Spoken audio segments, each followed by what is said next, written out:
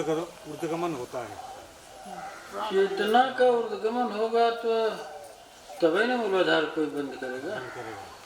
तो फिर प्राण का ऊर्ध्वगमन। हाँ प्राण। हाँ प्राण का होगा। चेतना जब ऊर्ध्वगामी होगी, चिंतन किसी का ऊर्ध्वगामी है जिसका, वही मूलाधार बंद कर सकता है, सब नहीं कर सकता। भगवान कर सकता है या हो जाता है? हो जाता है, इसका क्या अर्थ है? कर्म है ना, कर्म में क्रिया नहीं आप दिखा सकते। मूल है वो बताए ना कि मुदे मदन शब्द था ना जी, मुदे मदन साहेब कबीर का। हाँ। मुदे मदन एक कर्म जैसा है, क्रिया जैसा नहीं है। भगवान मेरा प्रश्न ही था कि ये कर्म है या फल है?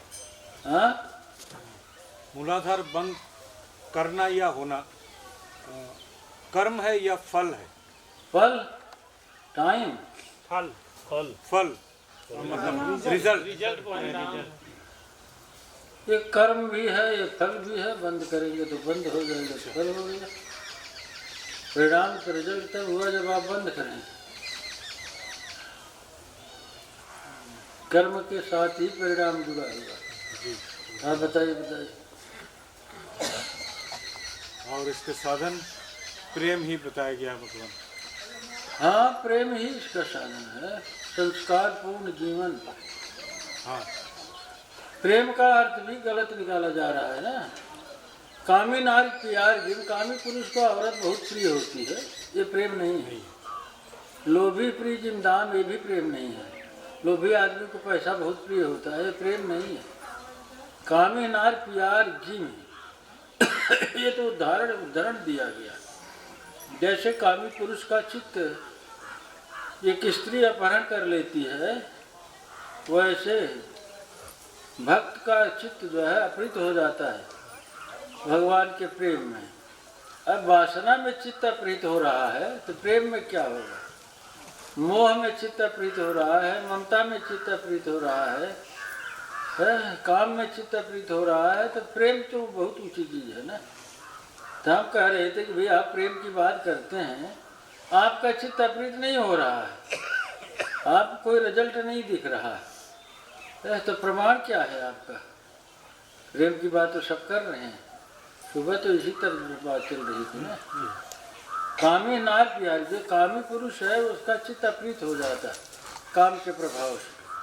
वह केवल स्त्री का चिंतन करता है, उसके अंगों का चिंतन करता है, हाँ उसकी चाल ढाल रूप यौवन का चिंतन करता है। तो भक्त इसी प्रकार से भगवान के अंग प्रत्यंग और लीला गुणधाम का चिंतन करता है, अपहृत हो जाता है उसका चित्त, क्योंकि वो बहुत ऊंची चीज है ना। नहीं क्या आनंद है, फिर खुमारी है, फिर आह्लाद है। इस भूमिका का जो साधक है उसका चित्त अपहृत होता है। हाँ बताइए क्या पूछ रहे हैं सिद्धार्थ जी? हमने सुबह कहा कि अगर आप प्रेमी अपने को समझते हैं तो मोह से प्रेम का अंतर समझ लीजिए, ममता का प्रेम से अंतर समझ लीजिए।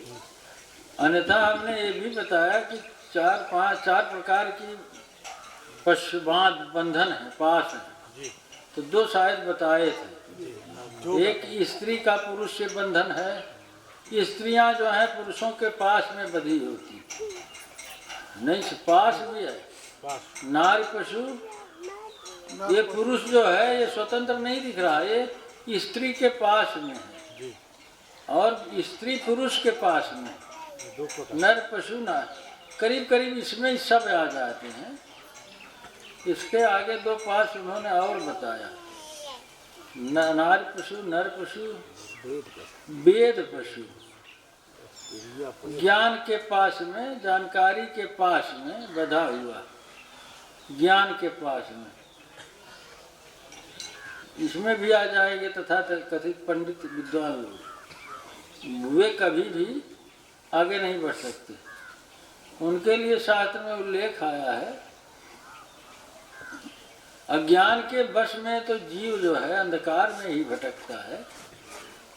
ज्ञान महाअंधकार जैसी चीज है। ज्ञान का पास सबसे भयंकर है, वेद का पास सबसे भयंकर। हैं? क्योंकि वो मैं ज्ञानी हूँ ना, इससे निकलना बहुत कठिन है। गुरु पशु, नार पशु, वेद पशु और गुरु पशु है, एक अंतिम में गुरु पशु।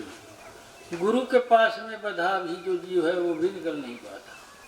हमने गुरु बना लिया है, हमने गुरु बना लिया है, गुरु मान लिया है, ये पास सबसे भयंकर माना जाता है। क्योंकि ऐसी चेतना कभी इस चीज के आगे निकल नहीं पाती, क्योंकि जो गुरु के पास में बधा है वो भी सत्पुरुष तक नहीं पहुंच सकता, बहुत मुश्किल। अगर गुरु जिसको माना वो सत्पुरुष है तो अरे तो सत्पुरुष कहिए ना आप, गुरु से गुरु कैसे? तो है ही सतपुरुष, उसे सदगुरु कहा जाता है। उसे सतगुरु कहा जाता है। सदगुरु के पास कैसा? आप गजब गणित बता रहे हैं। सदगुरु के पास कैसे, किस गणित से सिद्ध करेंगे? ये तो मूर्खों वाली बात हो गई ना। सदगुरु के पास नहीं होता है। अब वो जो लोग कहे, जिन्होंने अलंकारिक तौर पर कहा कि मैं तेरे तारे गुलामी करी हूँ, वे जानते हैं कि वहाँ गुलामी संभव नहीं है। अच्छा, स्वतंत्र चेतना गुलामी करवाएगी कहाँ? आप गुलामियाँ कैसे करेंगे?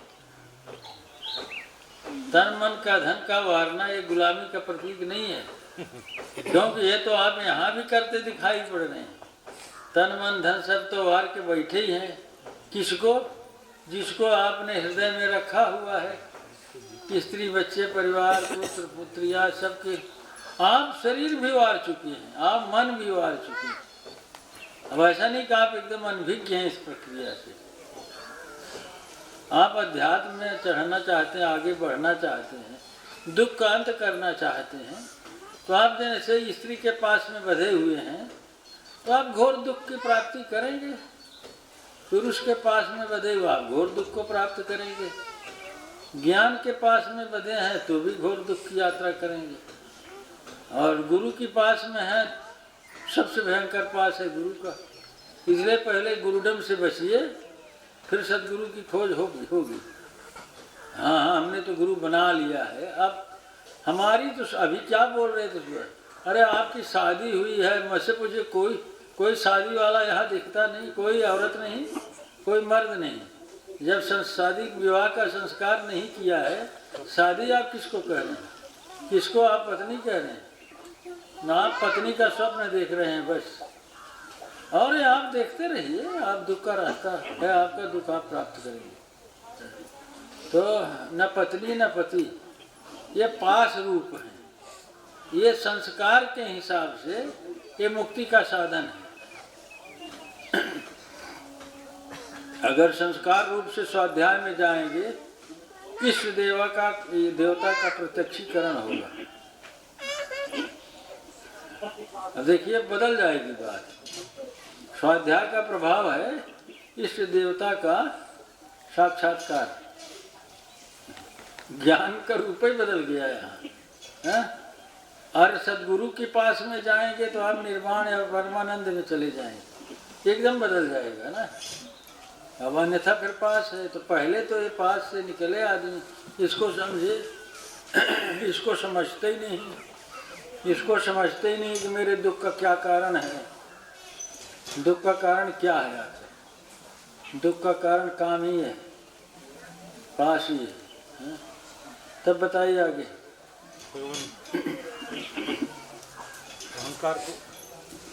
अहंकार को कहा रखें। हाँ, जोर से बोलिए, आवाज साफ नहीं है। अहंकार को कहा रखें, किस पास में आएगा? अहंकार ही तो सारे पासों में फंसा हुआ।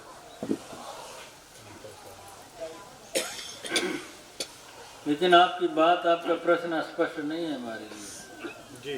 आप जो कह रहे हैं हम समझ नहीं पा रहे हैं। अहंकार को कहाँ रखें? अहंकार ही सब कुछ बन के बैठा है, कहाँ रखेंगे उसे? अहंकार ही तो सब बन के बैठा है। पिता बना है, माता बना है, पुत्र बना है, पत्नी बना है, पति बना है, अहंकार ही सब बना है। अगर संस्कार को नहीं स्वीकार किया है तो अहंकार के खेल सब चल रहा है। अहंकार सबसे ही प्रचंड है। दुख के कारणों में अहंकार सर्वोपरि है। अहंकार ही सब बना है। है पास में बधा और डींग ऐसी मारता है जैसे वो कुछ हो गया है? अगर अहंकार के ऊपर विचार करेंगे, मैं जज साहब हूँ, और जज के पास कितना पास होता है आप जानते हैं, नियमों का उल्लंघन नहीं कर सकता। मैं प्रधानमंत्री हूँ, बहुत कठोर नियम है, लेकिन अहंकार पता नहीं कितना प्रबल, झूठ है एकदम से। अगर वही व्यक्ति समझे कि मैं सेवक हूँ, और ये घर की सेवा करना तो 2 लोग 4 लोगों की सेवा करना तो भारी है, पूरे देश की सेवा करना कितना कठिन है। हालत बिगड़ जाए, कोई प्रधानमंत्री होना क्यों चाहेगा, बहुत कठिन काम होगा। कोई मुख्यमंत्री होना क्यों चाहेगा, होते ही लोग अक्सर यही हैं कि हाँ अहम की संतुष्टि होगी, मान सम्मान की प्राप्ति होगी। मान सम्मान सबसे घातक चीज है। इसको साधन करता है वो अमानी स्थिति चाहिए। अगर मान सम्मान की ख्वाहिश है तो भक्ति नहीं हो सकती। कामी क्रोधी लालची इनसे भक्ति न होए, भक्ति करे कोई सुरमा, जात वरण कुल खोए। तो बताइए फिर, बातें चल रही थी, ये हृदय का मार्ग है। आपका हृदय कहाँ है आप देख सकते हैं, आप समझ सकते हैं। आपकी चेतना पे कौन सवार है आप समझ सकते हैं, देख सकते हैं। आप कहते हैं भक्ति करना चाहते हैं, कहते हैं कि आपका हृदय कहाँ है, भक्तियाँ करेंगे कैसे आखिर? आपके हृदय पे, आपकी चेतना पे सवार है प्रपंच, सवार है जो कुछ सवार है आप समझते हैं, स्त्री पुत्र धन दौलत जो भी सवार है। तो अब कबीर साहब करें कि इनसे तो भक्ति संभव नहीं है। आप भक्ति करेंगे स्त्री की, हाँ आप दासत्व स्वीकार करते हैं स्त्री की। आप अगर आप स्त्री आपको अपमानित करती तो आपको ठीक लगता है? आपको गाली देती है तो आपको ठीक लगता है? आप पे थूक दे, टट्टी कर दे तो आपको अच्छा लगता है? क्यों ये लगता नहीं अच्छा का? हाँ हंस क्यों नहीं बताइए? हाँ बहुत अच्छा लगता है। अरे अपनैती में सब चलता है, मार पीट झगड़ा झंझट। कहो ना देखा कितना प्रसन्न है कानों हमारे विजय मास्टर, कहें कि इनका मेहरा भी इनका बहुत बिगड़े थे, खुश हो गए, बेखूबी कह दे नहीं संस्कार थे इनके मेहरे हुए किया। अरे वास्तव में इनके बेखूबी देखे क्या संस्कार है। अरे प्रेम विहीन जीवन है आप लोगों